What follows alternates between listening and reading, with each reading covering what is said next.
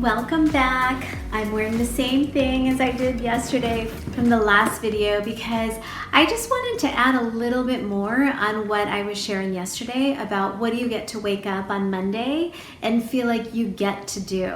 So I used to work in human resources for a company and it had a totally different title, but a crucial thing that I had to do was interviewing people and making sure it was a good fit.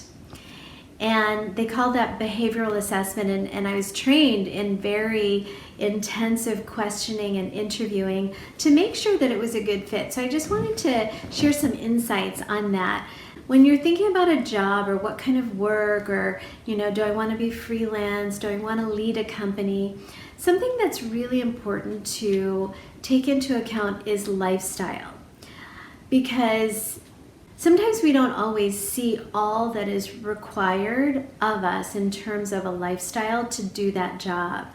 And what I mean by that, like sometimes we think, traveling for your job is so glamorous and you get to fly to all these places.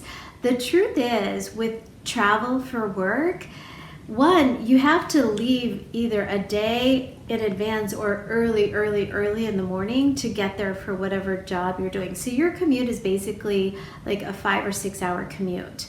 So if you're not okay with an hour commute into the city or out to the suburbs and you're hating traffic and all that, traveling for work in terms of flying is not necessarily the answer because there's going to be flight delays.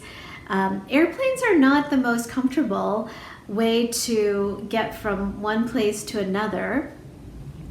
Even first class, like there's still like a whole hoarding mentality or shepherding mentality that happens in air travel. So we glamorize a lot of travel, and even like being on screen or whatever that is that we think is like the glamorous career, like really think about it, maybe even do some informational interviews on what is the lifestyle of the job or position or leader that I think would be great, because it's better to do that research earlier than get into it and be shocked that that's what you have to do. So think about lifestyle and make sure it's a match.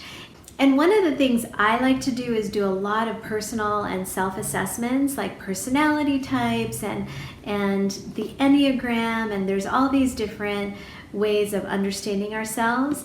And one of the ways that that's really helpful, and some assessments actually go to the extent of saying, if you're this type, like the Myers-Briggs or even the Enneagram, you'd be really good at that kind of a job. And I think that's really a great way to take that information and just to know yourself.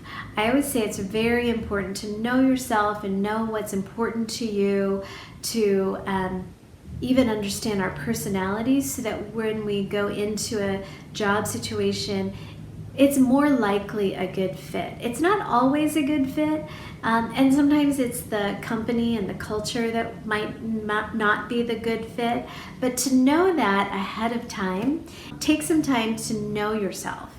And if you're interested in assessments or ideas on kind of understanding the lifestyle of an ideal job, just email me, let me know, because I love that kind of research and curiosity and inquiry. Thanks.